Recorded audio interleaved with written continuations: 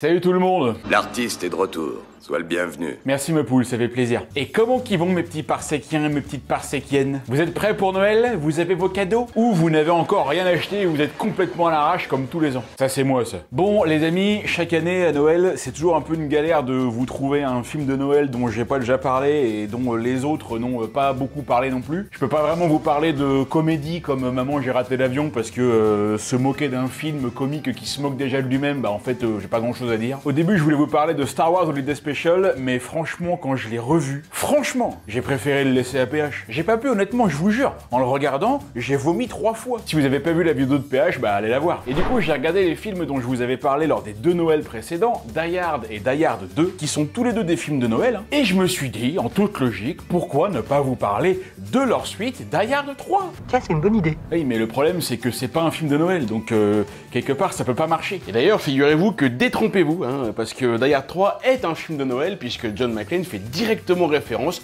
au Père Noël dans le film. On nous a signalé qu'un type était entré dans le tunnel sur un traîneau tiré par des rennes.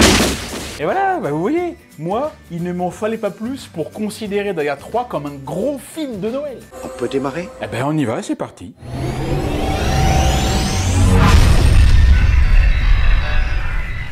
C'est bon, ouais. N'empêche, c'est moi, je me demandais qu'est-ce qu'il faisait le mec quand il a inventé l'expression « ça rentre comme dans du beurre ». Mes amis, est-ce que vous connaissez ce sentiment de solitude et d'isolement? Quand vous regardez votre mur et que lui vous regarde en retour et qui vous dit « Putain, mais comment je suis nul, quoi, mais qu'est-ce que je suis nul, je suis un mur nul en fait ». Eh oui, vous aussi vous avez certainement des murs nuls chez vous. Eh bien j'ai pour vous la solution, car cette vidéo est sponsorisée par Displate. Oh, encore? Eh oui, encore. Comment ça encore? Oui, encore. Parce qu'avec Displate, vos murs vont enfin avoir de la gueule. Displate, vous connaissez, voilà, ce sont des tableaux métalliques qui sont hyper quali et surtout hyper faciles à accrocher avec leur système d'aimant qui prend littéralement 30 secondes à fixer. Pas besoin de marteau, de clous, de vis ou de perceuse ou voilà, tout ce qui est chiant et nul. Avec Displate, c'est presque trop facile. Et votre mur ne souffrira même pas. Tu colles la feuille, tu colles l'aimant, tu colles le Displate. Ah, enfin non, le Displate n'est pas collé, puis c'est justement le principe, c'est de pouvoir en changer comme vous voulez, quand vous voulez, tout ça vous savez. Il y a plus de 2 millions de designs différents. Par exemple, il y a celui-là, il y a celui-là, il y a aussi celui-là, il y a aussi celui-là. Et ça c'est moi, voilà, ça c'est quand j'étais à Stuttgart en 2004. Voilà. Oh non, mais c'était juste pour vous montrer. Je vais même pas vous citer toutes les catégories parce que vous le savez, elles y sont quasiment toutes. Il y a tout, il y a tout, il y a de la nature, il y a de l'art. Sérieux, avec Displate, plus besoin d'être millionnaire pour vous sentir comme dans un musée. D'ailleurs, cette photo-là, sa place est dans un musée. Il y a des Displates sur Arcane, par exemple, hein, parce que là, on est en plein dedans en ce moment. Hein. Par exemple, je vous montre juste celui-là. Voilà, hein, celui-là, parce que bon, c'est vrai que c'est... Elle, vous voyez, elle m'empêche de dormir la nuit. Hein. J'ai hâte que ça passe, ce truc-là, cette hype, parce que pour l'instant, ça occupe quasiment tout mon cerveau. Là. Et si votre passion, c'est le CAC 40 et la bourse de Wall Street, dont il sera notamment question dans le film Die Hard 3, eh ben vous pourrez vous offrir un Displate avec le taureau de Wall Street, l'ours en dessous et des graphiques et des numéros et des flèches et des pourcentages. Mais c'est génial! Un Displate, c'est un effet waouh. Les gens, quand ils en verront un chez vous, ils diront waouh. Et surtout, si vous péchoez, hein, du verbe pécho, hein, je pécho, tu pécho, nous péchoons, vous péchoez. Un textra avec des textures en relief, des contours en 3D. Je vous jure que si vous offrez ça à quelqu'un à Noël, il aimera. Voilà, il ou elle aimera beaucoup. De toute façon, ils n'auront pas le choix. À un moment donné, s'ils aiment pas, vous le reprenez aussi. Hein. Vous pouvez pas leur laisser. Hein. Cliquez sur le lien dans la description pour pouvoir bénéficier des promotions de Noël. Moins 16% pour un Displate, moins 21% pour 2 Displates et moins 26% pour 3 Displates et plus. Offrez un Displate à vos amis, à vous-même ou à votre mur pour qu'il ne reste pas dans la honte. Il vous remerciera. Et moi, je remercie Displate qui, comme toujours, soutient la chaîne en sponsorisant la vidéo. Die Hard 3. Comment je kiffe ce film. J'ai eu le poster pendant 10 ans dans ma chambre quand j'étais jeune. C'était un bon bordel. Alors, je sais pas si c'est vrai, mais je crois que c'est vrai, à moins que... je sais plus en fait. Je sais plus si c'est pas ma mémoire qui me crée des faux souvenirs, là, vous savez, comme ça peut arriver des fois, là. Comme quand t'as dit que t'avais passé une pure soirée avec Rebecca Ferguson. Oui, non, ça c'était pas vrai, ça. Et quand t'as dit que t'avais passé une soirée avec Guillaume Canet aussi. Bon, ça c'est vrai par contre. Quand Die Hard 3 est sorti au cinéma en 1995, moi j'avais 11 ans, et ben je suis allé le voir au cinéma. Et surtout, je me rappelle qu'à l'époque, alors je sais plus si c'était les Inrecuptibles ou les Cahiers du cinéma, mais je suis quasiment certain de me rappeler qu'ils avaient dit que c'était le meilleur film d'action de tous les temps. C'est ouf quand même. Alors, je sais pas si c'est vrai, mais ce qui est quand même certain, c'est que quand on pense à la saga Die Hard, alors on pense au premier parce que c'est le premier, Mais surtout, on pense au 3 parce que c'est très certainement le meilleur volet de toute la saga. pour moi, Die Hard 3, c'est vraiment un film de ouf. C'est peut-être l'un des meilleurs films que j'ai jamais vu. En termes de rythme, de mise en scène, de narration, de dialogue. Je suis sûr que vous êtes énormément à vraiment kiffer ce film de ouf et puis à la limite à le connaître par cœur, quoi. D'abord, bien sûr, ce qui fonctionne à merveille, c'est John McClane. On l'a jamais autant kiffé que dans ce film. Alors j'en avais évidemment parlé dans le premier Die Hard et le numéro 2 aussi. La méthode McClane pour régler un problème ou se sortir d'une situation périlleuse, c'est quand même ce qui se fait de mieux en termes d'efficacité. Le truc avec John, c'est qu'il a jamais de plan détaillé. Il s'adapte en permanence, c'est de l'improvisation totale, en utilisant tout ce qu'il a sous la main pour se sortir de toutes les situations. Alors, il y aura des dommages collatéraux, hein, on peut pas dire le contraire. Il va certainement détruire la moitié de la ville, il y aura des millions de dollars de dégâts, mais à la fin, le méchant, il s'en sortira pas. McClane ira toujours le faire chier jusqu'au bout, même avec ses 2 jambes et ses 3 bras cassés. John McClane, c'est la résilience ultime. Peu importe à quel point il est blessé, il est fatigué ou en sous-nombre, il va continuer de se battre en lâchant des punchlines mémorables, alors qu'à la base, le type, il avait pas envie d'être là. Il a rien demandé à personne, tout ce qu'il veut, c'est qu'on lui foute la paix. Et comme on l'emmerde, et bah il va aller aussi emmerder les autres. J'adore John McClane, ouais, si j'avais été un flic, j'aurais été John McClane. Quand on le découvre dans le 1, on kiffe sa façon de faire, un trait direct, sans détour. Il agit avant, il pose les questions après. Dans le 2, il monte gentiment en puissance aussi. Pendant que les patrons, ils sont dans leur bureau et ils se demandent comment il faudrait faire pour arrêter le méchant, bah lui, il va arrêter le méchant. Et dans Die Hard 3, on a un John McClane parfait. Le Johnny au sommet de son art. Quoique dans le 4, il est pas mal aussi quand même, hein, dans le 4. Hein, moi j'aime bien le 4. Le 5 est nul, le 5 non, le 5 est nul, vraiment. Mais le 4 est bien. Le nombre de conneries qu'il te fait McClane dans le 3, non mais sérieux, c'est limite s'il n'y en a pas une par plan, quoi. Mais toujours au service de l'enquête. Le nombre de trucs qui pètent, quoi, mais il y a des camions, des bagnoles, des motos, des barrières, des tables, des chaises, des ponts, et tout ça avec une super mise en scène. Non mais il y a des trucs, c'est carrément des prouesses techniques, quoi. Des plans de ouf comme celui-là, par exemple. Il est dingue ce plan, non mais sérieux. C'est tellement John McClane, ça, d'arriver comme ça à l'arrache devant tout le monde. John McTiernan, pas McClane, hein, le réalisateur, hein, qui avait déjà réalisé le 1, mais pas le 2, parce qu'il tournait à la poursuite d'Octobre Rouge, revient ici pour réaliser le 3. Et ce qu'on peut en retenir, c'est que c'est quand même un fucking bon réalisateur. Il sait ce qu'il fait, il sait diriger ses acteurs, il sait où placer la caméra et surtout comment la bouger. Il y a aussi des plans de ouf comme celui-là. Hein, celui-là, je me rappellerai toujours quand t'as le cadreur qui suit McClane en courant comme ça, la caméra qui bouge un peu dans tous les sens. J'adore ce truc-là aussi, c'est un de mes... Je pense que c'est mon plan préféré. Tout ça pour qu'il y ait du rythme sans arrêt. Et ça marche, parce que clairement, on s'ennuie pas une seconde. Ce qui est cool aussi dans Die Hard 3, c'est que John McClane, il revient chez lui à New York. Dans les 2 premiers films, il arrête pas de dire que c'est un policier de New York, mais il est à Los Angeles ou je sais pas où. Mais cette fois, il revient à New York, il va pouvoir utiliser ses connaissances de la ville pour aller plus vite et gagner du temps. Il va tellement vite qu'il va même surfer sur un camion dans un tunnel. Bon, là, par contre, là, c'est... C'est quoi ?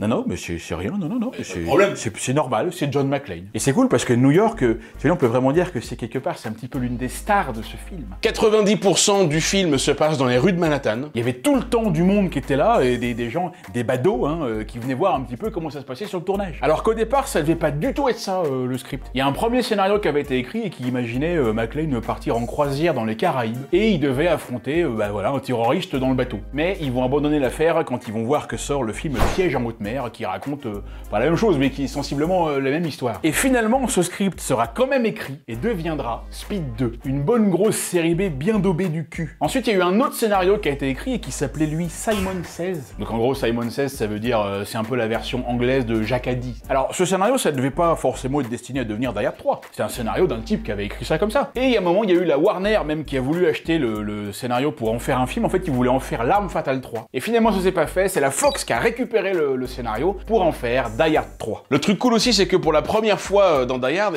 John McClane, il va avoir un sidekick, en la personne de Deuce Carver, interprété par la légende Samuel L. Jackson. Sérieux, mais qu'est-ce qui fonctionne à merveille ce duo? Et alors en VF, sérieux, mais putain, la VF des années 80 et 90, on le dira jamais assez, mais c'est des pures merveilles. C'était tellement parfait, quoi. Patrick Poivet et Thierry Desroses, mais ils sont tellement impeccables, ils sont tellement irréprochables. Si Bruce Willis et Samuel Jackson avaient été français, ils auraient eu ces voix-là. Et Zeus, c'est son prénom, hein, le mec s'appelle Zeus. C'est vraiment un rôle à part entière, hein, limite presque aussi important que John lui-même. Il va être complètement impliqué dans l'histoire, hein, même jusqu'aux membres de sa famille. Il a un vrai rôle à jouer, hein. Clairement, il est pas là pour rien. Alors, au départ, il est quand même un petit peu relou, là, avec cette espèce de paranoïa raciste, là. J'ai pas trop compris, d'ailleurs, ce délire-là dans le film. J'ai pas compris pourquoi il y avait besoin de lui faire jouer un personnage raciste. Je trouve que, je sais pas, ça apporte rien de spécial au film, en fait. Ça nous fait juste nous le détester, et puis on n'a pas envie de s'attacher à lui. Mais au fur et à mesure, ils se détendent de plus en plus, et puis à la fin, évidemment, ils deviennent potes. Vous savez qu'au départ, Zeus devait être joué par Laurence Fishburne, mais il voulait un trop gros salaire, alors finalement, ils ont pris Samuel Jackson. Parce que c'est Bruce Willis himself, hein, qui a demandé à ce que ce soit lui,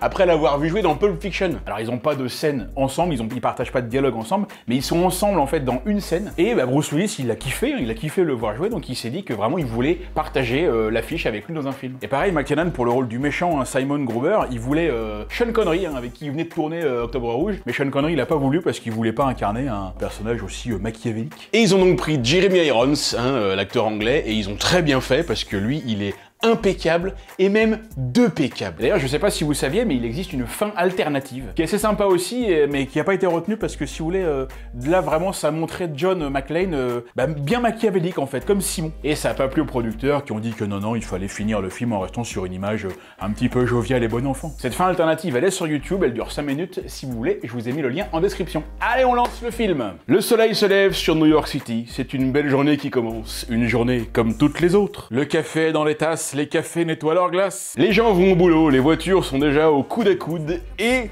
Pah oh, oh, oh, eh putain la vache. Mais direct quoi. Une explosion de dingue. Le film est commencé depuis seulement 50 secondes et déjà ça a pété. Y a pas mieux pour te foutre directement dans le bain. C'est pour ça que ce film va être un chef-d'œuvre. Et forcément au commissariat, tout le monde est déjà débordé, il y a des appels dans tous les sens. Et il y a une petite dame au fond là qui a l'air de recevoir un appel un peu plus chelou que les autres et elle appelle son patron. Et là, j'adore ce plan. Alors, malheureusement c'est trop long donc je peux pas vous le mettre en entier.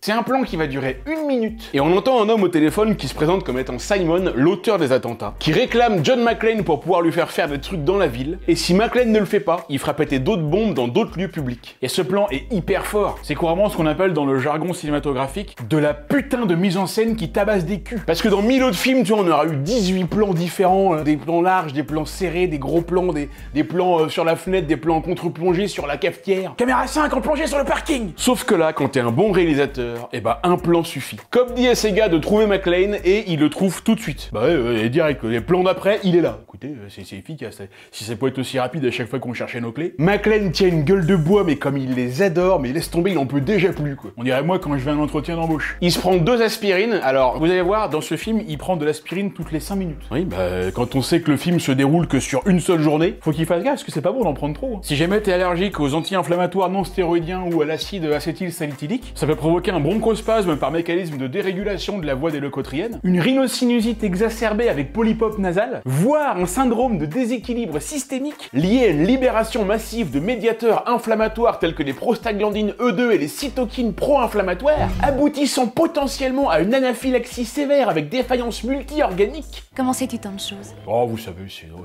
c'est comme ça, c'est rien. J'ai pas choisi d'être intelligent. J'ai juste eu de la chance, c'est tout. Qu'est-ce qui est sorti comme numéro hier soir? 4, 67. Non mais attends, c'est quoi ce loto là? Y a que 4 chiffres. Mais non, c'est carrément facile en fait. Bon, d'accord, il y a beaucoup d'habitants à New York, mais quand même, pour trouver un numéro à 4 chiffres, t'as que 10 000 combinaisons possibles. Alors, ça fait que 0,01% de chance, d'accord. Mais bon, c'est quand même plus facile qu'un loto de chez nous. Tu joues toujours ton matricule? Chaque semaine, 6991. 6991, excellent chiffre. Oui, enfin, excellent chiffre, il a pas gagné pour l'instant. Hein. Allez, John se prépare, on vérifie qu'il a bien son flingue dans le dos, et c'est parti. Et alors là, vous avez vu, ça c'est génial, ça encore une fois là, on est direct dedans. Pas besoin d'une scène où on va chercher John, on lui explique, voilà, ce qui va se passer, lui il dit oh non, je sais pas trop. Non, y a pas besoin de tout ça, on sait que ça s'est passé. Là, on perd pas de temps et on va directement dans l'action. Efficacité, narration, rythme. Eh ben ça mes petits PA, c'est ce qui s'appelle savoir faire un film. John sort du camion, met un panneau sur lui, et va marcher tranquillement dans la rue, dans le quartier de Harlem, le quartier avec la plus grande communauté afro-américaine de New York. En gros, il y a plein de noirs. Et là, on voit 2 petits jeunes qui marchent tranquillement par terre. Ils sont certainement en train de préparer un nouveau méfait. Et en fait, non, pas du tout, hein. Ils vont juste voir leur tonton pour lui vendre un truc. Mais c'est un objet volé, alors le tonton, il va leur faire la morale. Tiens, toi ta sale petite gueule de petit merdeux. Non, en fait, il est cool, le tonton. Tu vois tout de suite qu'il veut que les petits s'en sortent, quoi. Sur qui vous comptez? Sur personne. Sur qui vous comptez? On compte que sur nous-mêmes. Et sur qui il ne faut surtout pas compter? Sur Astronogeek. Non mais en vrai, là, il va directement balancer une phrase de ouf. Et sur qui il ne faut surtout pas compter? Surtout pas les blancs. C'est bien.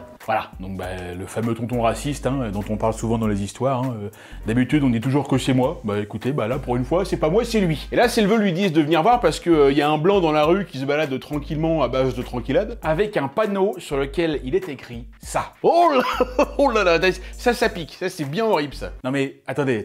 Est-ce que vous vous rendez bien compte du niveau de puterie du gage que Simon a donné à faire à John? C'est juste le truc le plus salaud qui puisse exister, quoi. Là, il annonce la couleur, là. Enfin, je veux dire... Non mais attends, Simon, là, il est obligé de faire un truc direct aussi raciste, là. S'il veut faire chez McClane, il y a un million d'autres façons de faire, tu vois, mais est-ce que tout de suite, on est obligé de rentrer là-dedans, quoi? En même temps, le type est un Allemand, au départ, hein, donc ceci explique cela. Bon, Zeus décide d'aller le voir. Bonjour. Bonjour, n'est-ce pas? Zeus lui dit qu'il est complètement malade de faire ça, parce que juste à côté, il y a un groupe de jeunes, et puis les gars, si tu veux, bon, bah, ça a pas tellement l'air d'être des philosophes miséricordieux et philanthropes. Je sens que je vais regretter cette vanne. En plus, les mecs, ils font absolument rien de mal, tu vois, pour une fois. Et là, John lui explique direct pourquoi il fait ça, pourquoi il est là, que c'est un flic, il a un flingue et tout. Non mais attendez, juste stop. Comment les mecs, le groupe de gars qui est derrière là, ils l'ont pas encore vu en fait? Les gars sont seulement à quelques mètres, ils sont 15 et il y en a pas un qui voit le McClane avec son gros panneau là. C'est quand vous voulez les gars, hein, je sais pas, là on attend que vous. Eh, c'est quoi ce bouffon? Ah bah voilà, enfin, on vous en avait mis du temps. Et Zeus alors là, il est très cool parce qu'il capte tout de suite qu'effectivement il y a un problème et il dit à McClane de jouer un peu le fou qui s'est échappé de l'asile. Et là, John il va se mettre à chanter une petite chanson pour détendre l'atmosphère. Oh, the ein kleines Blumenlein. Mon Dieu, mais tu m'as la fermé! Eh non mais il l'a mal pris l'autre, il a mal pris, non mais c'est normal. Il a pas compris hein l'allemand, il a pas compris ce que John a dit, mais même sans comprendre. Quand quelqu'un te parle allemand, tu captes direct que le mec il insulte ta mère. Et là Zeus chope le flingue, pointe le mec, arrête un taxi, et lui et John ils arrivent à monter dedans en catastrophe et en sang tous les deux. Bon, bah écoutez, hein, pour une première scène, hein, je pense qu'on peut dire que tout s'est bien passé. Ça aurait pu être pire, hein, McClane aurait pu directement mourir. Ah bah il s'est fait exploser une bouteille sur la tête, Zeus il s'est déjà pris un coup de couteau, c'est une belle journée qui s'annonce. Une journée en enfer. C'est chaud quand même parce que si McClane meurt dès la première scène, dès la première épreuve, bah tous les autres plans que Simon il s'est fait chier à faire dans New York, bah tout ça va servir à rien en fait. T'imagines, tu fais une pure organisation de ouf et tout, tu sais, t'as payé des gens, t'as des employés quoi. Tu sais, tu fais un genre de course d'orientation dans New York quoi, avec des purs pièges de ouf et tout, et le candidat il meurt dès la première épreuve, non mais t'es trop vénère quoi. De retour au commissariat, tout le monde fait le bilan de la première épreuve, et là il y a un psychiatre qui est là pour aider à comprendre qui est Simon, et comme tous les psychiatres, le type ne fait que dire des choses que tout le monde sait déjà, il fait absolument pas avancer l'affaire, et il a aucune idée de qui peut être Simon. Mais par contre, je suis sûr que c'est à vous qu'il en veut personnellement. Il est clair qu'il a décidé de vous pilonner jusqu'à vous réduire en bouillie. Et là, on a un type qui débarque et qui dit qu'ils ont trouvé une bombe dans un parc. Puisque foutait là, on ne sait pas. D'ailleurs, on n'aura aucune information dessus. En tout cas, ça tombe bien parce que le type va pouvoir expliquer à tout le monde, nous y compris, comment fonctionne la bombe. C'est comme l'époxyde. Voilà, c'est comme l'époxyde. Voilà, c'est simple, hein, vous avez compris. En fait, il y a deux liquides, et pour que ça pète, il faut les mélanger tous les deux. C'est comme pH et moi, voilà. Quand on mélange nos liquides, ça explose. Donc il fait un test, hein, voilà, hein, pour montrer à tout le monde, il les mélange, et... le con. Ça les gars, ça, c'est la meilleure scène du film, je veux pas le savoir. Tu sais, le mec aurait juste pu dire que voilà, bon si tu fais ça, ça va exploser en fait. Mais comme une image vaut 1000 mots, le type déclenche juste une mini-explosion dans le bureau devant tout le monde et après il se marre. Vous voyez ? La connerie, ça s'explique pas. Il faut des exemples. Non mais attendez, là, le type, il devrait juste être viré sur le champ, là. Et donc, heureusement qu'ils ont pas trouvé une valise avec plein de godemichel, parce que lui, s'il avait fallu faire la démonstration, bon, je m'en serais chargé, hein, je l'aurais fait à sa place. Et là, Simon rappelle et demande à parler à McClane et aussi à Zeus. Il va dire à Zeus qu'il est dégoûté parce que, bah, l'autre, il a gâché son plan qui était bien huilé, et Zeus va lui répondre la meilleure phrase du film. Bah, puisqu'il est si bien huilé, ton plan, tu sais où tu peux te le carrer. Stop! C'est la meilleure phrase du film, je veux pas le savoir. Même John, ça le fait marrer, ce con. Et c'est normal, parce que c'est super marrant. Ça, c'est une phrase que je ressors régulièrement, hein. Et je l'ai même vu passer quelques fois dans les commentaires sur la chaîne, celle-là. Du coup, Simon est vesqué, bah il raccroche, voilà. Non, mais il est vesqué, hein. Oh, un truc de gamin, quoi, j'y crois même pas. Bon, il rappelle, et il dit que McClane et Carver doivent aller dans une cabine publique, on sait pas où. Alors, là, il y a un petit truc qui est un peu chelou. Pourquoi Simon, il veut d'un seul coup inclure Zeus dans l'histoire? Genre maintenant, Zeus, il doit aller faire toutes les épreuves avec McClane, alors qu'il a rien à voir voir là-dedans. Simon, il veut juste se venger de McClane. Il a pas besoin de ramener un civil innocent qui a rien à faire, qui a rien à voir là-dedans. Et la police, pas de problème, elle accepte de mettre la vie d'un honnête citoyen en danger. Ce type est un blanc, tout ça c'est des problèmes de blanc, démerdez-vous. Et ça y est, c'est reparti pour le couplet du raciste. Non mais attends, je réitère ma question. Pourquoi McTiernan ou les scénaristes avaient besoin de faire un personnage aussi raciste comme ça? Je dirais, c'était pas obligé quoi. Moi, ça me gêne presque. J'aime tellement pas le racisme, moi, je suis anti-raciste, j'ai horreur de ça. Ouais. Et si ça avait été un blanc qui disait que c'était des problèmes de noirs? Oui, bah en même temps, ils font toujours des problèmes aussi, ceux-là. Allez, ils arrivent à la cabine téléphonique, là il y a une grosse dame qui est en train de téléphoner, et pourquoi je dis grosse, c'est parce que les autres flics, là, ils vont directement se foutre de sa gueule. Y a un problème. Dans les 120 kilos à poil. En fait, tous les personnages de ce film, c'est juste un gros tas d'enfoirés. Tous les personnages se balancent des vannes dégueu, c'est sur le physique, quoi. C'est pour ça que c'est mon film préféré, que j'ai choisi de vous en parler pour Noël. Zeus raccroche poliment le téléphone, hein, car Dieu est juste et bon, et ils prennent l'appel de Simon, qui leur demande pourquoi ça sonnait occupé. Bah peut-être parce que c'est une cabine publique, qu'on est à New York, et qu'il y a peut-être juste 1 million de personnes qui peuvent l'utiliser, le téléphone abruti. Tu réponds simplement qu'une grosse femme téléphonait et qu'il t'a fallu 1 minute pour la faire accrocher. Non, exagère pas 1 minute, toi, là, il s'est passé à peine 5 secondes. Et là, Simon va leur donner une énigme en leur disant que s'ils ne trouvent pas, bah il y a une bombe qui est dans la poubelle sur laquelle ils sont assises qui explosera. Donc là, faut se concentrer grave. Tu te demandes comment il fait Zeus pour entendre, là, tu sais, normalement, là, il doit juste rien entendre du tout. Là. Et c'est parti pour l'énigme. Qu'est-ce qui est petit et marron? Un marron. Putain, il est fort ce con.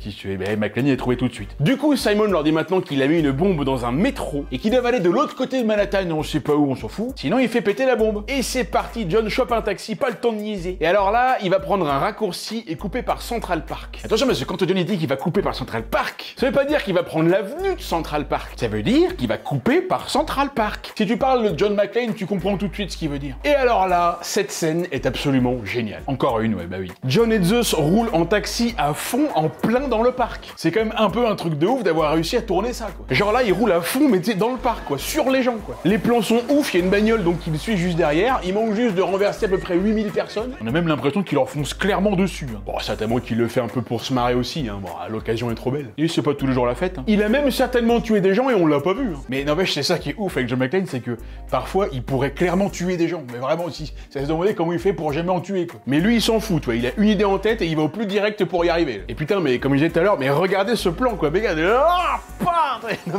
mais j'adore ce plan. Mais ils ont fait quoi là? Mais comment ils ont fait pour tourner ce truc en plein dans New York? Je kiffe tellement ce plan, je crois que c'est mon plan préféré du film. Bon, ils ont gagné vachement de temps, c'est bien, mais ils en ont pas encore gagné assez, il faut qu'ils aillent plus vite. Donc ils se séparent. John va intercepter le métro pour essayer de trouver la bombe. Genre alors, comment il sait que c'est ce métro-là qu'il faut prendre dans lequel il y a la bombe? Comme par hasard, il arrive là, il trouve le bon métro tout de suite. Pendant que Zeus va à la cabine téléphonique pour choper l'appel. Et là, tu te rends bien compte que Simon a donné un gage impossible à faire, parce que même en gagnant du temps à fond, ils arrivent quand même en retard. Zeus arrive à balle, mais comme il n'a pas payé son ticket, bah il y a un flic dont ça doit certainement être le premier jour qui arrive et qui le pointe avec son gun, et comme ça, et il ne fait rien. C'est-à-dire, il lui dit les mains en l'air, et puis après, bah il ne fait rien. Il attend. Oui, mais disons, ça peut durer longtemps. Hein. Pendant ce temps, John a trouvé la bombe, super. Alors, je sais pas comment il s'est dit, il a fait pour trouver la bombe, il a vu le truc tout de suite, il s'est dit, ça c'est la bombe. Le flic est encore en train de braquer son flingue sur Zeus et lui dit toujours de pas bouger, mais Zeus répond quand même au téléphone. Et le type ne fait toujours rien, voilà, c'est hyper efficace. Non mais sérieusement quoi, à quoi ça sert? À quoi ça sert? Simon lui demande où est John, et Zeus lui répond, dans ton cul. Non, il répond pas ça, mais bon, c'est clairement ce qu'il aurait dû répondre. Du coup, le contrat n'est pas respecté. John a juste le temps de jeter la bombe, et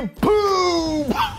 Le truc de ouf. Non mais regardez ça quoi, le bordel absolu quoi, mais cette scène est ouf, tous ces plans sont ouf. On a vraiment la sensation que si vous voulez, si ça devait se passer comme ça se passerait comme ça. Et alors là ça va être un peu le tournant de l'histoire parce que John et Zeus vont rencontrer des gens qui ont l'air un peu importants, tu vois. Alors qu'en fait non, c'est juste deux connards qui en savent pas plus que les autres, mais qui vont quand même leur montrer deux trucs intéressants. Deux photos, une de ce gars-là qui s'appelle Targo et une autre de ce gars-là qui s'appelle Peter Krieg. Voilà. Écoutez, c'était très intéressant, hein. Merci beaucoup messieurs de vous être déplacés. Et si vous voulez, John il les connaît pas, donc il leur répond gentiment qu'est-ce que tu veux que ça me fout de vos conneries là? Et là le gars lui demande si le nom de Gruber lui dit quelque chose. Non, pas du tout, qui c'est celui-là? Mais si, c'est celui que t'as balancé de haut de la tour là, à Los Angeles là. Je l'ai pas balancé, je tenais à la montre de Ollier, j'ai enlevé la montre, c'est pas pareil. Bah c'est clair, c'est pas du tout la même chose, faut pas l'accuser. Hein. Bon, et sinon le rapport dans tout ça? Et le petit monsieur lui dit que Peter Krieg s'appelle en réalité Simon Peter Gruber et que Hans Gruber était son frère. Et voilà, on a l'explication explication. On sait maintenant pourquoi le mec fait chier John depuis ce matin. C'est parce que c'est le frère du méchant du premier film que Jojo il a tué. Dis donc il est un petit peu rancunier le monsieur. Oui, toujours cette affaire de Los Angeles. Comment ça, oui, toujours cette affaire de Los Angeles? Parce que toi aussi t'es au courant? Mais pourquoi vous avez pas tout de suite dit à John de quoi il s'agissait quand il est entré dans la voiture? Ça sert à quoi de lui poser toutes ces questions cons là qui n'ont aucune importance avant de lui dire le truc le plus important? Et là, Simon rappelle pour leur annoncer la nouvelle épreuve. Il veut organiser un beau feu d'artifice avec plein d'enfants. Et pour ça, il a placé 1 tonne d'explosifs dans une école. Comme ça, tout le monde va pouvoir s'envoler, ça va être super beau. Et des écoles à New York, il y en a juste 1400. Il va donc falloir la trouver. Mais laquelle est-elle? Mystère. La bombe va péter dans 3 heures, ils n'ont pas le droit d'évacuer les écoles, ils seront surveillés. Genre, Simon, il a assez de personnel pour surveiller 1400 écoles, quoi. Déjà, rien que ça, moi, j'aurais su direct que le mec, il se fout de notre gueule. Et il dit à McClane que maintenant, ils ont 20 minutes pour aller à sur un autre endroit, on sait pas, on s'en fout. Quelque part dans New York. Et ils y allèrent. Ils marchèrent longtemps. Et pendant que tout le monde s'active pour trouver la bombe, il y en a un qui en perd pas une miette. C'est Simon qui était là depuis le début, était sur le toit, il a tout observé. Ils sont tout gopés. Ah le salaud là.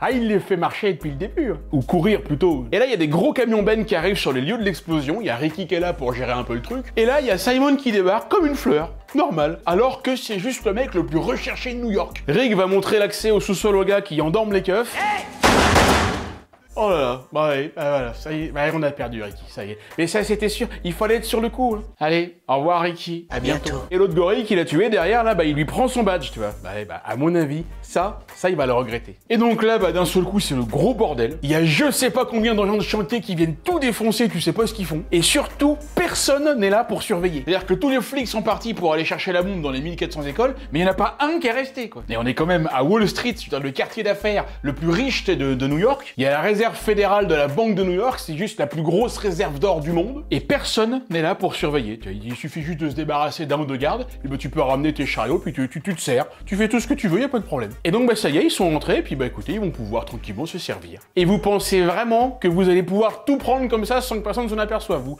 pensez vraiment que votre plan il va marcher là? Non mais sérieux, mais est-ce que le mec il a pas juste un poil la folie des grandeurs? Tu sais, le mec il s'attaque pas à juste une banque normale, il s'attaque à la plus grande réserve d'or du monde. C'est un peu comme si moi je voulais faire un 1 contre 1 contre LeBron James et que j'espérais gagner, tu vois. Alors, après, franchement, détrompez-vous, hein, moi je pense que j'ai mes chances. Qu'est-ce qui te fait croire ça? Bah, attends, il a 40 ans. Toi aussi? Oui, bah, n'empêche qu'il a plus toute sa forme, hein. Toi non plus, hein. Oui, non, puis on sent bien que de toute façon, voilà, il est sur la fin, hein. Il a encore 1 an ou 2 à tirer, puis sa carrière est finie, hein, terminée. Hein. Ah bah toi, t'as encore moins que ça. McClane et Carver arrivent dans un parc, et là, il y a le téléphone qui sonne. Et comme d'hab, c'est toujours lui qui répond, tu sais, c'est toujours soit McClane, soit Carver. Il y a jamais quelqu'un d'autre qui était déjà là avant et qui va répondre. Et Simon lui donne une nouvelle devinette. Quel est l'animal dont la taille du sexe est comparable à celui de Yann Solo de la chaîne 12 par sec? C'est un éléphant, bien sûr. Ah oui, mais évidemment, c'était sûr. Bon, ils vont voir l'éléphant qui est là, sur une fontaine, et ils trouvent une mallette avec des bidons vides. Et encore une fois, personne n'avait pris la mallette avant eux, hein. Le truc est là depuis je sais pas combien de temps, il y a plein de monde autour, mais personne ne la prend, hein. Elle attendait là bien sagement, oui, bien sûr, c'est ça, ouais. Faudra voir à pas trop se foutre de notre gueule. Je vais qu'on me prenne pour un con, mais pas trop longtemps. Hein. Ils ont donc trouvé une nouvelle bombe, et ils vont devoir résoudre cette fois une énigme assez sympa pour pouvoir la désactiver. Simon leur explique qu'il y a 2 bidons, l'un d'une contenance de 3 gallons et l'autre de 5 gallons, et ils doivent remplir l'un des 2 bidons de 4 gallons et le poser sur la bombe pour la désactiver. Donc déjà, s'ils sont pas trop cons, ils vont pas essayer de remplir celui de 3 gallons avec 4 gallons. Et bien sûr, il faudrait être extrêmement précis, parce que le moindre centilitre ou millilitre de plus ou de moins, ça fait tout péter. Et alors là, John McClane, il va faire ce qu'on appelle dans le jargon une Yann Solo. Il dit qu'on remplit le bidon de 3 gallons et qu'on les met dans celui de 5, donc on aura 3 gallons dans le bidon de 5, et que pour avoir le 4e gallon, on re-remplit le bidon de 3 au tiers, et puis ça fera à peu près 1 gallon.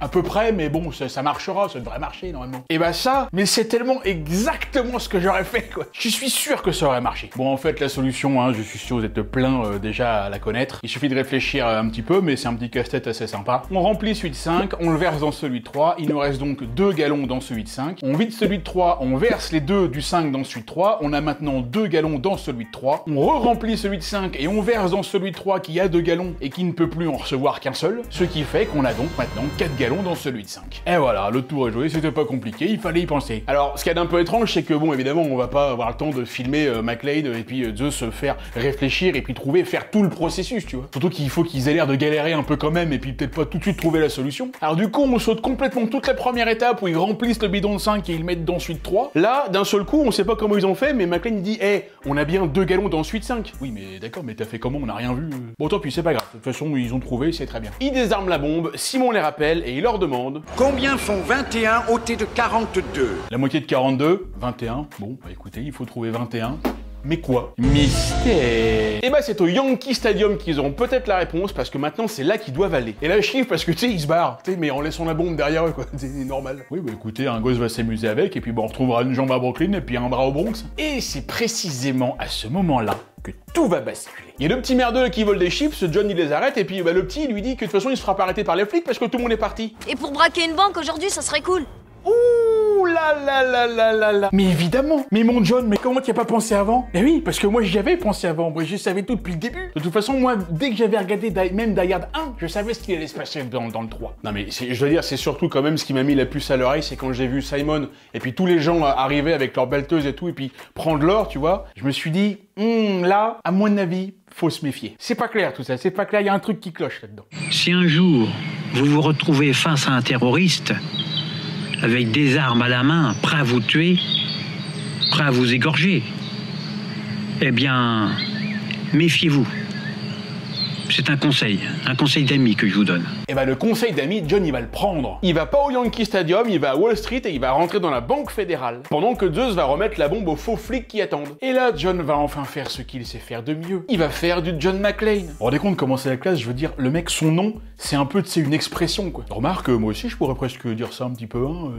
Ouais, t'as fait de l'à peu près, bon, t'as fait une Yen Solo quoi. Vous rigolez, mais j'ai l'air de me la raconter, mais il y en a souvent qui me le sortent cette connerie là. Bon déjà, comme à son habitude, John il est dégueulasse et il arrive, il est complètement débranlé, on dirait qu'il sort d'une décharge, on croirait PH à son mariage. Et en fait, bon là j'ai sauté une scène, mais un petit peu plus tôt, on a vu que tous les mecs qui sont là à l'entrée, donc dans le hall de la banque, c'est que des mecs à Simon, hein. Ils sont arrivés tout à l'heure, ils ont tué tout le monde, là c'est que des méchants. Et ils ont reçu l'ordre de tuer McClane dès qu'ils le voient. Sauf que, au lieu de le tuer tout de suite, ils en ont 20 fois l'occasion. Le gars décide de l'emmener au sous-sol parce que on sait pas trop pourquoi, ouais, on sait pas. Et ils prennent l'ascenseur avec 3 autres types. Et là ça fait un peu comme la scène, tu sais, dans Captain America, le soldat de l'hiver, là tu sais, quand t'as Steve Rogers, il rentre dans l'ascenseur, et puis au fur et à mesure, à chaque étage, t'as des mecs qui rentrent, tu sais, pour lui casser la gueule, mais personne dit rien. Et voilà, il le sait qu'il y a un truc qui va pas, il le sait très bien. Et là aussi, Johnny va se rendre compte, parce que l'autre idiot de gorille, là, qui a chopé le badge du Ricky tout à l'heure, là, avec son numéro, le numéro dont ils ont parlé au début du film, et bah Johnny s'en rappelle de ce numéro, parce que c'est le badge de son pote. Et quand il le voit, il en déduit donc que son pote s'est fait tuer et que les gars sont des méchants. Et du coup, c'est parti, il en flingue 1,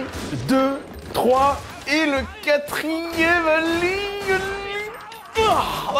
Ça y est, c'est bon, il l'a eu. Ça a été de justesse. C'est du John McClane, quoi. Et c'est tout naturellement qu'on le retrouve couvert de sang, mais comme bien souvent aussi, c'est pas le sien. Allez, il repart en piste et Zeus se sert d'un lingot d'or qu'il a trouvé pour ouvrir une bagnole, mais qu'est-ce que c'est que cette bagnole de merde, sérieux? Le truc, c'est une fusion entre une Lada, une 4L, une Fiat Panda des années 80 et la voiture de Seb de Vous avez le droit, tu sais. Et là, en fait, ils ont compris que toute l'or qui a été volée est transportée dans les camions Ben de tout à l'heure, donc ils vont essayer de les trouver. Et donc, en attendant, il y a des trucs qui ont été laissés en suspens, non? Parce que là, ils sont partis faire un autre truc, mais c'est pas du tout ça qui était prévu. Là, il faut qu'ils aillent au Yankee Stadium. Et puis 21 au de 42, là, on en est où ce truc-là? Parce que là, ils ont pas trouvé la réponse, hein. Bah oui, en même temps, c'est normal. Comment trouver 21? Ça peut être n'importe quoi. Ça peut être la série 21 Jump Street, par exemple. Ça peut être le maillot de Tim Duncan aux Spurs, tu vois, 21. Ouais. Ça peut être M21, tu vois, un amas d'étoiles dans la constellation du Sagittaire. Ouais, mais c'est possible. Et ça peut être d'autres, ça peut être aussi... Ça peut faire référence à Étienne Taboureau, un poète et écrivain du 14e siècle, hein, qui est né à Dijon. Et Dijon, bah, c'est en Côte d'Or, hein, c'est département 21. Ouais, non, mais c'est possible, c'est possible. En tout cas, pour trouver de quoi il s'agit, ça va vraiment pas être facile. Et alors là, il y a un truc de ouf, ils vont se faire doubler par une nana, et John va dire, mais qu'est-ce que c'est que cette meuf, elle se prend pour Hillary Clinton? Et immédiatement, en un 8e de seconde, Zeus va en déduire que Hillary Clinton, qui était la 42 ou 43e présidente des États-Unis, enfin d'ailleurs, elle l'a jamais été, et ben en fait, c'est ça qu'il faut trouver, et maintenant il faut trouver le 21e président des États-Unis. Eh, c'était facile en fait. Le type t'a trouvé ça en un quart de seconde. McClane voit un type avec le téléphone dans sa voiture, donc bah il prend la voiture, hein, c'est normal. En fait, Die Hard 3 est une adaptation du jeu vidéo GTA, hein, ou c'est le contraire aussi peut-être. John appelle son chef pour lui dire que l'or a été volé dans des camions Ben, et il les cherche encore, mais là il les a perdus. Et là il voit un camion comme ça qui est tout seul, et puis ils se disent tout de suite que c'est lui, ils sont là. Et du coup, est-ce que vous croyez que McClane a le temps de faire un demi-tour et de prendre la sortie de l'autoroute pour rejoindre le camion normalement? John McClane, la sortie de l'autoroute, il se la crée lui-même. Et bon alors là, on est carrément dans de la science-fiction. Le mouvement de la bagnole, sa façon d'atterrir, y a rien qui va. Attends, les mecs n'ont même pas une égratignure. Allez, ils arrêtent le camion, le pauvre chauffeur, lui, bah évidemment, bah il y est pour rien, hein. Parce que je sais pas, peut-être que c'était pas du tout le bon camion, tu vois. Ah, la technique McClane, elle est très directe, mais parfois elle est un peu trop directe. Enfin, quoique, vous allez voir que là, il a même pas fait n'importe quoi. Parce que vous allez voir que, même quand il fait n'importe quoi, Ça marche quand même. C'est ça qui est bien avec McClane, c'est que là, il a arrêté un camion au pif qui va l'amener là où le mec bosse, tu vois. Enfin, c'est un chantier, quoi. D'ailleurs, on sait même pas pourquoi McClane le suit. Mais pourquoi il va avec lui? C'est même pas le bon camion. C'est pourquoi il va avec lui, en fait. Et comme par hasard, bah c'est pile là où tous les méchants sont passés, dis donc. Du coup, le chef de chantier, là, le contremaître, bah il sait où ils sont rentrés, donc il sait où ils vont sortir. Et bah il montre à McClane, et McClane peut aller les chercher. Et voilà, c'est pratique. Sans déconner le scénario, les mecs. Non mais, plus c'est gros, plus ça passe. Autant il peut y avoir des facilités scénaristiques que t'acceptes sans broncher. Tu dis rien, bon. On se fout de ta gueule, mais pas trop, t'acceptes. Mais quand vraiment on te prend pour un con, là faut pas se laisser faire quand même, faut dire quelque chose. J'espère que c'est la dernière fois, hein, parce que sinon moi c'est pas, ça fait pas non plus, j'efface la cassette. Allez, Zeus va dans le tunnel avec son nouveau pote Jerry pendant que Zeus file au Yankee Stadium. Parce qu'il y a toujours un truc à faire là-bas, hein. Là, il y a une quête secondaire qui est pas finie. Hein. On sait jamais, il y a peut-être un truc à choper, je sais pas, une récompense ou genre une arme de ouf quoi, tu vois, comme les gants de Vi dans Arcane. Je suis amoureux d'elle, oui, je sais, je n'endors plus la nuit non plus. D'ailleurs j'ai essayé de la contacter, hein, mais j'ai pas eu de réponse. Enfin si, j'ai eu un message des mecs là de la boîte là, hein, qui m'ont dit faut arrêter de nous envoyer des dick pics, monsieur, parce que là, Vi, elle n'existe pas, hein, c'est un dessin. Hein. Là, on va appeler les flics, hein, ils ont dit. Ça y est, tout de suite, quoi, franchement. Je suis désolé, je suis amoureux, c'est tout. Quand on est amoureux, on se contrôle pas. Hein. Et tu l'as regardé combien de fois, à peu près, la scène entre Vi et Kathleen dans la prison, là? Oui. Et d'ailleurs, vous savez que, pas plus tard qu'hier, j'ai regardé mon tout premier porno. Ouais.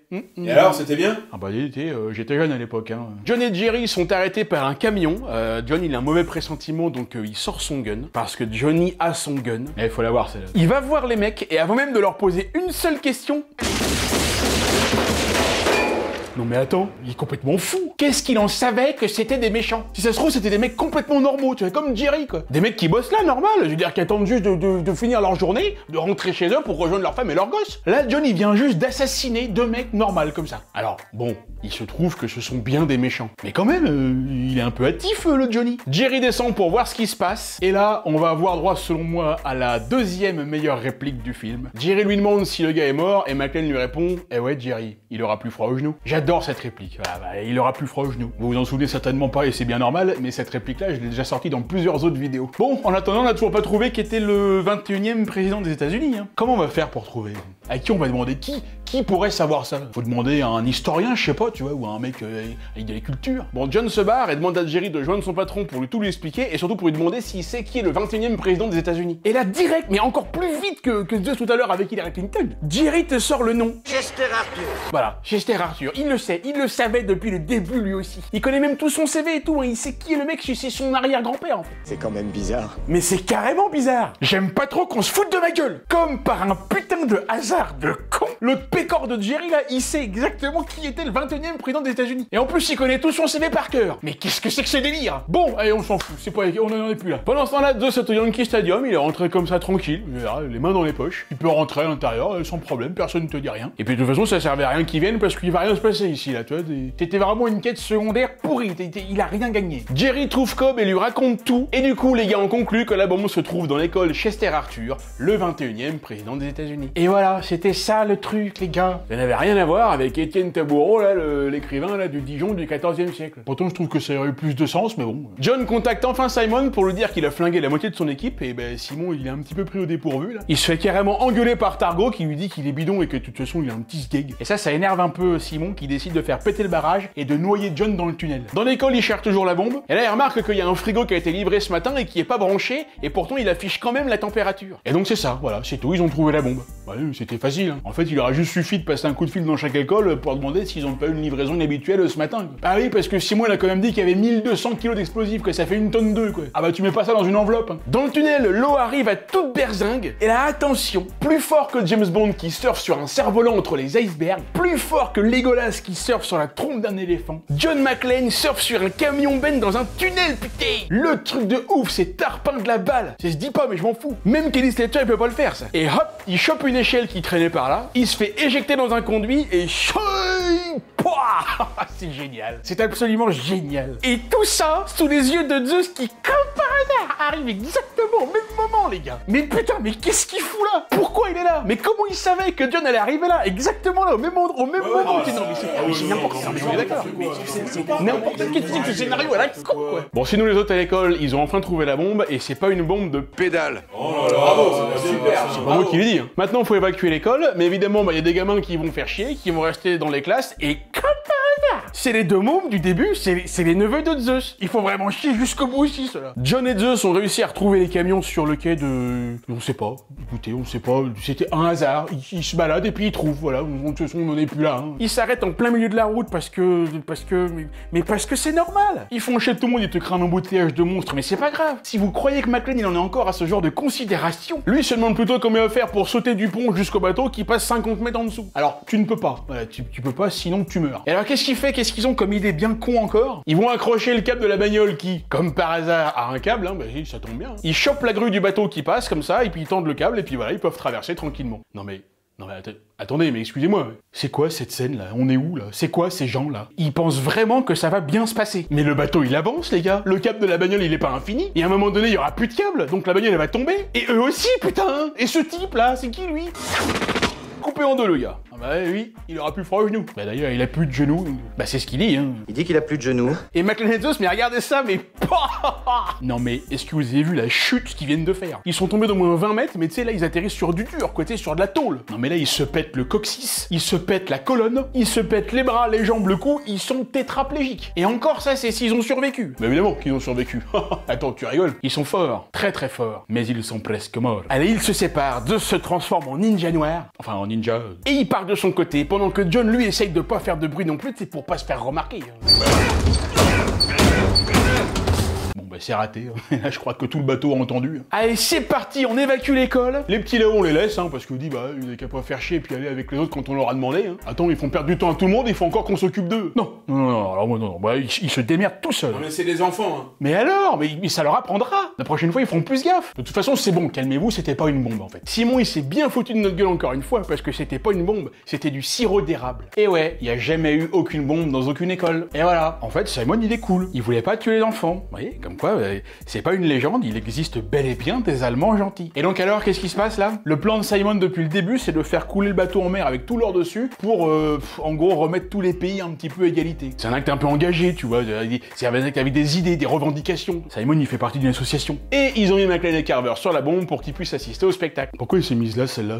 Ça sert à rien d'être là. Comment il fait trop sa crâneuse, celle-là? Alors elle dit pas un mot de tout le film, et pourtant, elle arrive quand même à nous énerver. Bon, comme toutes les blondes, hein. Mais bon, qu'est-ce que vous voulez, Simon la kiffe, c'est tout. Et je crois même qu'il aime vachement son frangin. Ah là là, vous savez, Dieu n'a créé les femmes que pour apprivoiser les hommes. Vous savez qui c'est qui a dit ça? Voltaire. Zeus redit à Simon qu'il a rien à voir là-dedans et qu'il sait même pas qui était son frère. Oui, mais ce n'est pas moi qui t'ai invité à bord. Ah si! Alors si, c'est toi qui l'as invité à bord. Lui, quand il était au commissariat au début du film, il voulait partir. Il est absolument pas resté de son plein gré. C'est toi qui lui as dit que tu voulais qu'il reste. Alors raconte pas de conneries, sale menteur. Oui, sale, oui. Avant de partir, John demande à Simon s'il a pas de l'aspirine. Et bien évidemment, la question ne se pose même pas. Il en a, bien sûr, évidemment qu'il en a. Et il lui en file une boîte. John va pouvoir prendre de l'aspirine pour la 238e fois du film. Allez, Zeus arrive à libérer John, et là, le liquide de la bombe se mélange. Et pour libérer Zeus, bah, McClane, écoutez, il va continuer à faire du McClane. Il va prendre un petit peu des deux liquides, et bam! Non mais là, il aurait juste pu exploser les mains de son pote, mais il a pris juste ce qu'il faut, complètement à l'arrache, hein, pour faire en sorte que l'explosion soit juste assez forte pour péter les menottes, mais pas assez forte pour arracher les mains de Zeus. Allez, ils ont 2 secondes pour s'échapper, et POUM!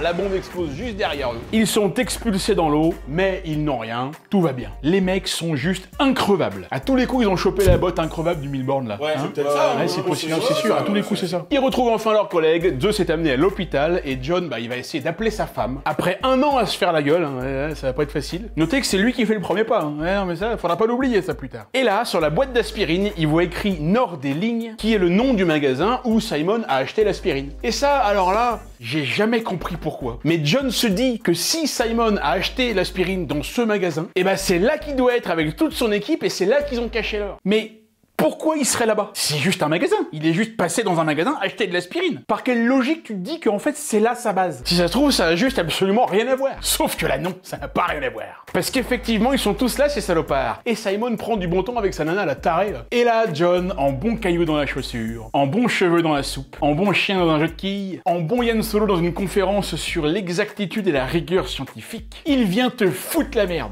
Hé, du con! Je tombe mal!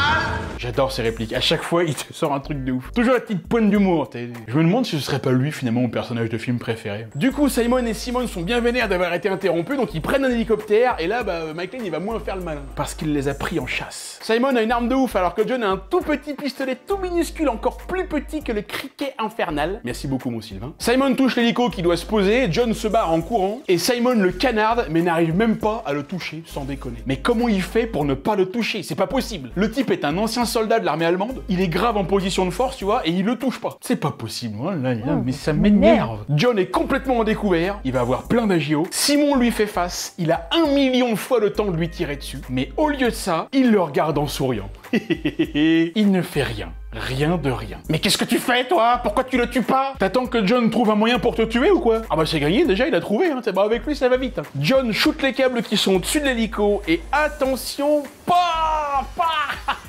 ça y est, c'est fini. Explosion, Simon est mort, et voilà. Il va pouvoir retrouver son frangin. Et on dit merci qui? Merci John McClane. Bon voyage, espèce d'enfoiré. Bon, en VO, normalement, là, il dit sa fameuse phrase qu'il dit tout le temps, yippee-ki, motherfucker. Mais bon, là, ça veut jamais rien dire en VF, donc il rajoute un autre truc. Et pour finir, Zeus dit à John de rappeler sa femme encore, hein, qu'il a laissé en suspens au téléphone tout à l'heure, pour lui demander si elle serait pas chaud pour faire un petit plan 3 ce soir. Ça risque d'être dur. Et fin. Et voilà, c'est tout ce que j'avais à vous dire sur le film Die Hard 3, Une journée en enfer. L'un des meilleurs films d'action que j'ai pu voir, grâce à un duo explosif entre Bruce Willis et Samuel L. Jackson. Des énigmes bien sympas à un rythme effréné, un méchant charismatique et des bonnes répliques comme on les kiffe. Qu'est-ce que vous voulez de plus? J'espère que cette vidéo vous a plu. Je sais pas si je vous parlerai de Die Hard 4 pour Noël 2025, on verra. J'ai un an pour y réfléchir. Je tiens vraiment à remercier du fond du cœur tous les gens, tous ceux et toutes celles qui soutiennent la chaîne, sur Tipeee par exemple, et aussi sur le store 12 par sec avec les t-shirts qui ont été mis en ligne récemment. Vous êtes toujours plus nombreux à passer du côté obscur de la force et rejoindre la 12 par secte. On a déjà dépassé les 600 adeptes les gars, attention, bientôt on va pouvoir faire de la concurrence à Raël. En plus, il y en a qui se sont fait des vrais kiffs à Noël avec des belles commandes, donc merci beaucoup pour ça. Très heureux que la chaîne vous plaise. Quant à moi, je vous retrouve juste après Noël, mais avant le jour de l'an. On va se faire une toute dernière vidéo qui sortira le 29 décembre. Je vais certainement faire une vidéo un petit peu plus simple, un petit peu plus courte que d'habitude. Et ce sera aussi l'occasion de vous parler de ce qui nous attend pour 2025. Allez, je vous laisse, je vous dis à très vite pour un prochain épisode. Je vous souhaite un très joyeux Noël à toutes et à tous. C'était Yann Solo sur 12 par sec. Ciao.